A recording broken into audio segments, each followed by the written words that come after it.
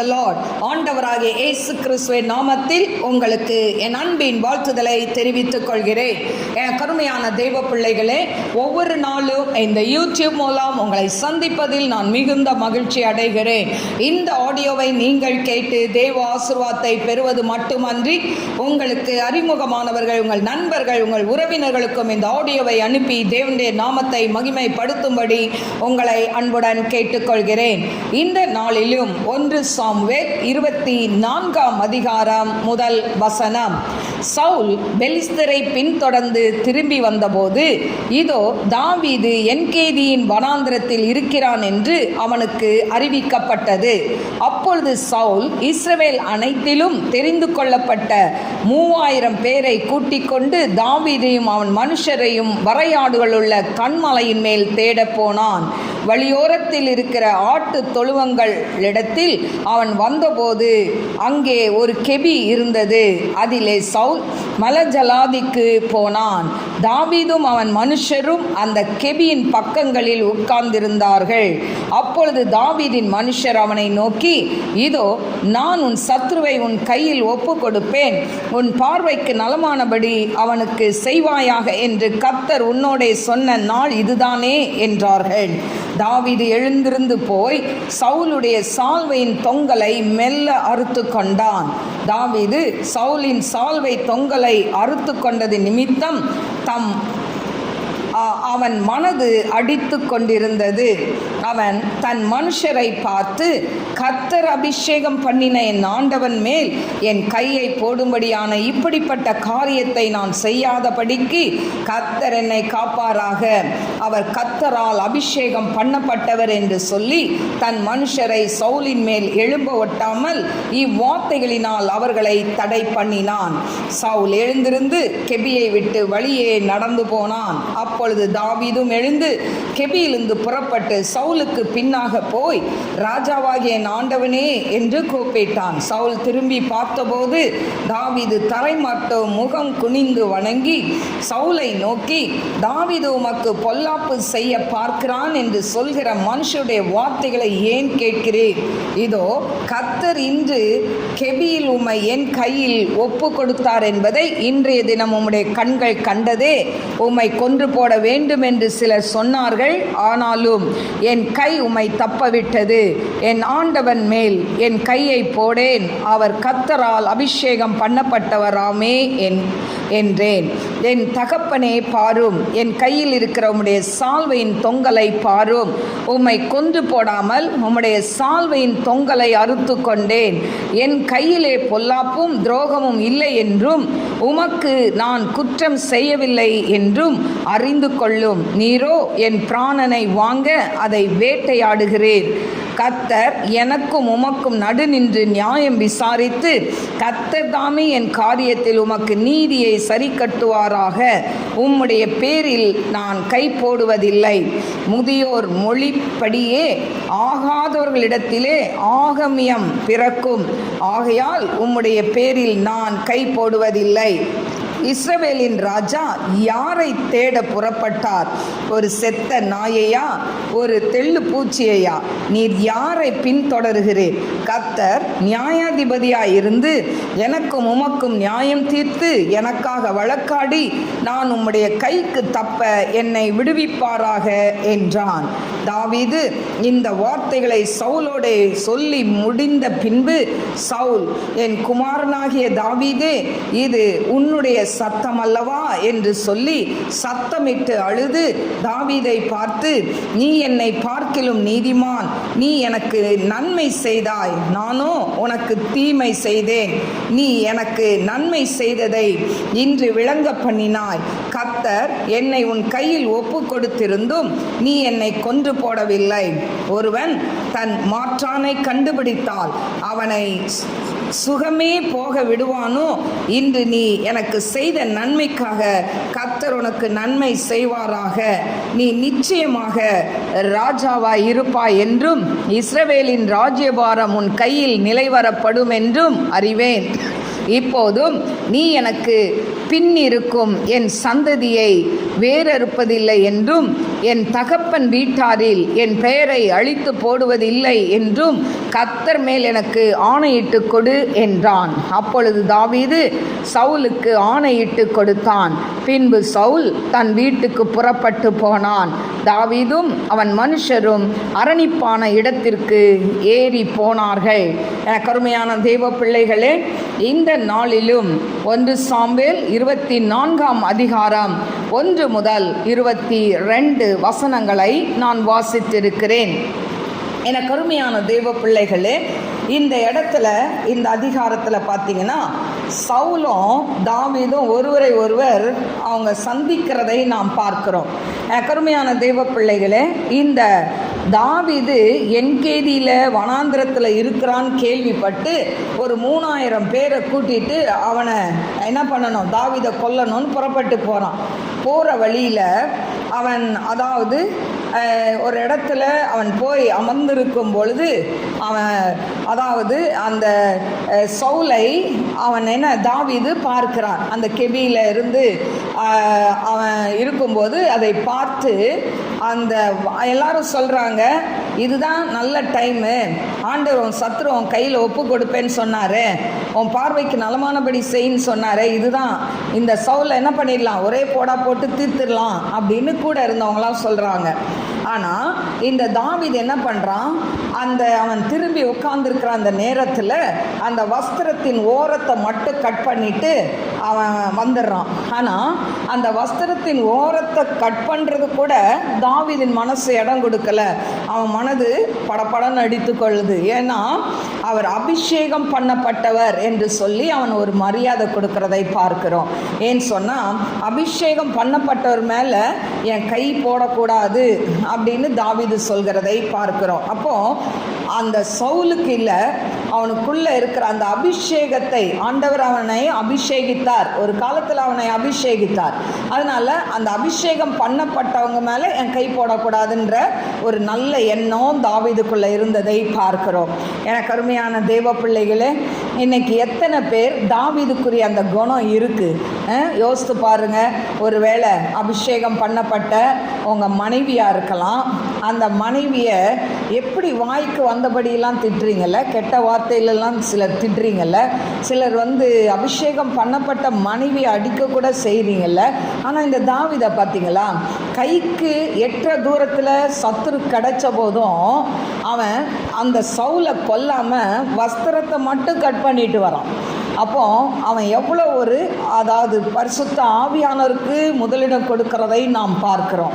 அதே போல் அபிஷேகம் பண்ணப்பட்ட உங்கள் கணவன், ஒருவேளை நீங்கள் அபிஷேகம் பண்ணப்படாத மனைவியாக இருக்கலாம். உங்கள் கணவனுக்கு விரோதமாய் பேசுகிற தூஷண வார்த்தைகள், அவரை அதாவது கெட்ட வார்த்தையில் திட்டுகிற வார்த்தைகள், கருமையான தேவ பிள்ளைகளே, நீ ஆலயத்துக்கு போய் என்னத்தை கண்டன்னு சொல்லி அவங்கள அதாவது ஏளனமாய் பேசுகிற காரியங்கள், என்ன இந்த அந்நிய பாஷையெல்லாம் பேசுகிற, என்ன இதை மாதிரி பேசுகிற அப்படின்னு சொல்லி அவங்களை ஏளனமாய் அவர்களை நகைப்பீர்கள் என்று சொன்னால் வேதம் சொல்கிறது, மனுஷகுமாரனுக்கு விரோதமாய் அதாவது பாவம் செஞ்சால் கூட அந்த பாவத்தை ஆண்டவர் மன்னிச்சிருவார். ஆனால் பரிசுத்த ஆவியானவருக்கு விரோதமாய் தூஷண வார்த்தைகளை சொன்னால் இம்மையிலும் மறுமையிலும் மன்னிப்பு இல்லை என்று வேதம் சொல்கிறது. எனக்கு அருமையான தேவ பிள்ளைகளே, இன்னைக்கு ஒருவேளை பரிசுத்த ஆவியானவரை பற்றி உங்களுக்கு சரியான தெளிவு இல்லாமல் இருக்கலாம். பரிசுத்த ஆவியானவர் அதாவது இதெல்லாம் என்ன, இவங்கெல்லாம் அப்படியே நோவு மாதிரி கத்துறாங்க பேசுகிறாங்க அப்படின்னு சொல்லி ஒருவேளை நீங்கள் பரியாசம் பண்ணலாம். கிறிஸ்தவர்களாக இருந்து கொண்டே பரியாசம் பண்ணலாம். ஏன்னா வேதம் உங்கள் கையில் இருக்கு, எடுத்து வாசிங்க. அப்போ ஆவியானவருக்கு விரோதமாக பேசினா இம்மையில் இந்த பூமியிலையும் இல்லை, அதை பரலோகத்தில் என்ன இம்மையிலையும் மறுமையிலையும் அவங்களுக்கு மன்னிப்பே இல்லைன்னு சொல்கிறாரு. அதனால் வீணாக அபிஷேகம் பண்ணப்பட்டவங்களை கேலி செய்யாதீங்க, அபிஷேகத்தை கிண்டல் அடிக்காதீங்க, அபிஷேகம் பண்ணப்பட்டவங்க மனைவி மேலே கை நீட்டாதீங்க, அபிஷேகம் பண்ணப்பட்டவங்க கணவனை வாய்க்கு வந்தபடி தூஷிக்காதீங்க.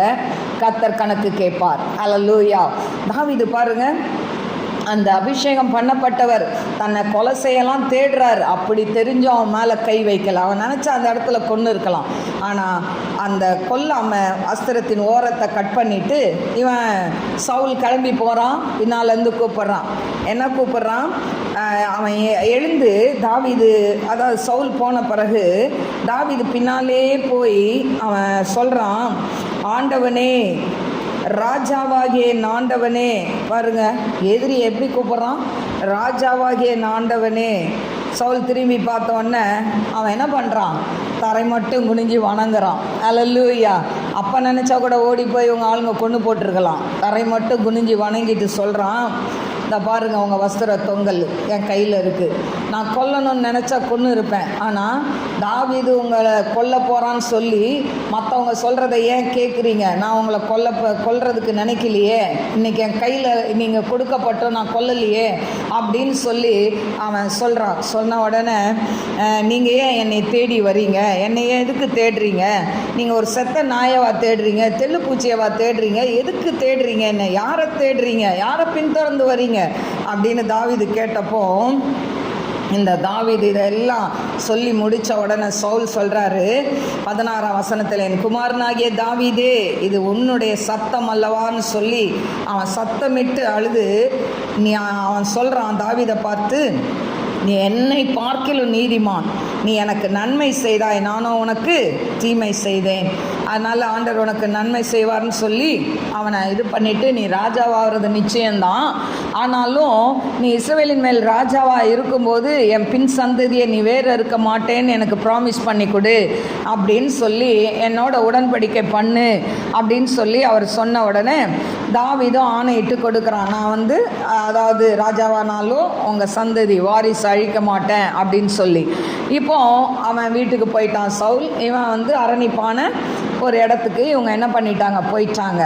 ஆனால் இந்த உடன்படிக்கையை சவுல் காப்பாற்றினானா இல்லை மீறி இன்னும் தாவீதை தேடி அவனை அழிக்கணும்னு நினச்சானா அப்படின்னு சொல்லி பின்னால் வருகிற சாப்டரில் நம்ம பார்க்கலாம்.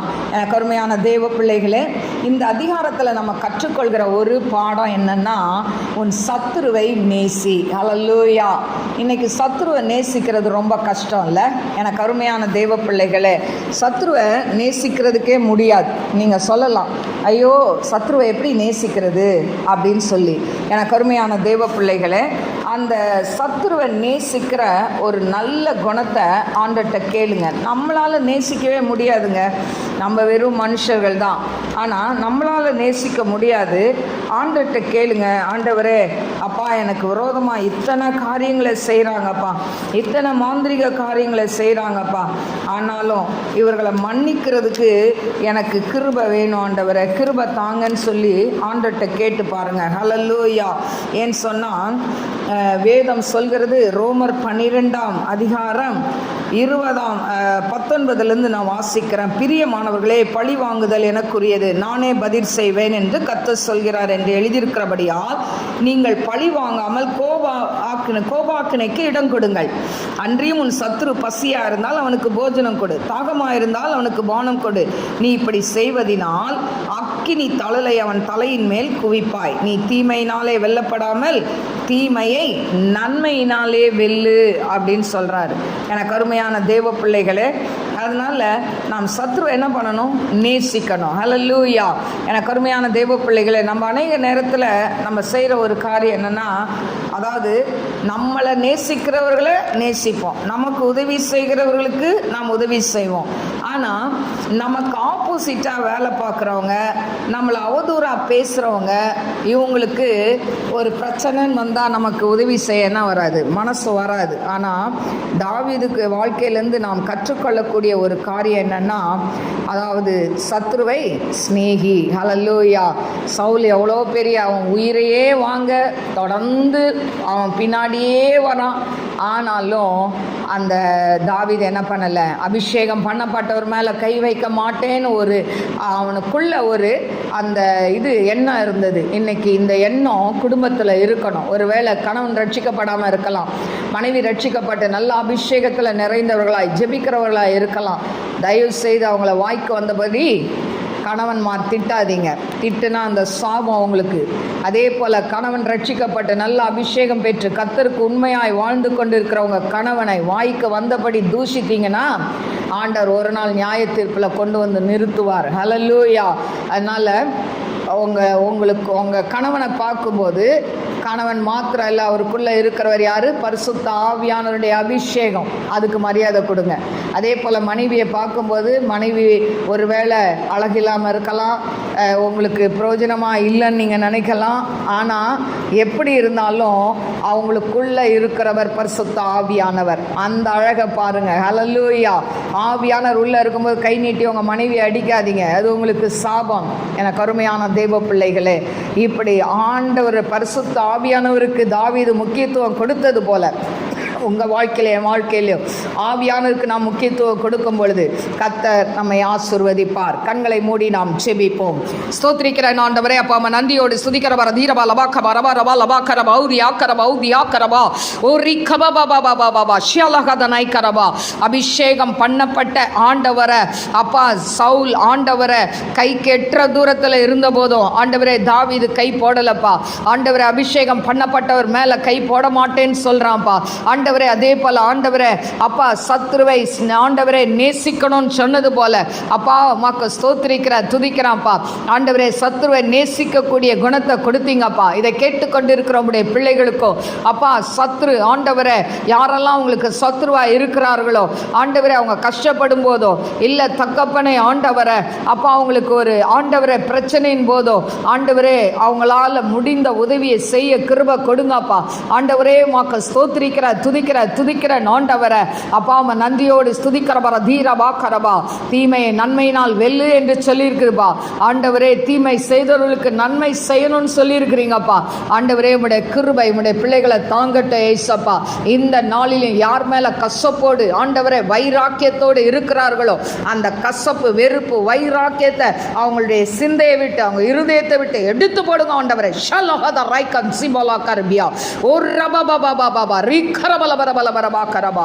ஒரு அக்கினி இறங்கட்டும் ஆண்டவரை அப்பா. உம்முடைய கிருபை உம்முடைய பிள்ளைகளை தாங்கட்டே ஏசப்பா. ஆண்டவரே உமக்கு ஸ்தோத்திரிக்கிறேன். மன்னிக்க முடியாம மறக்க முடியாம என்னென்ன காரியங்கள் மனதில் அழித்து கொண்டு இருக்கோ ஆண்டவரே பாரமா இருக்குதோ அதெல்லாம் தூக்கி எறிய கிருபை கொடுங்க ஏசப்பா. ஆண்டவரே இருதயத்தில் உள்ள அந்த குப்பைகள்லாம் வெளியே போனதான் டேடி ஆவியான நீங்க கிரியை செய்ய முடியும். ஆண்டவரே உமக்கு ஸ்தோத்திரிக்கிறேன். அபிஷேகத்துக்கு காத்திருக்கிற ஒவ்வொரு பிள்ளைகளும் ஆண்டவரை அப்பா அந்த இருதயத்தில் உள்ள காரியங்களை எடுத்து போட கிருபை கொடுங்க.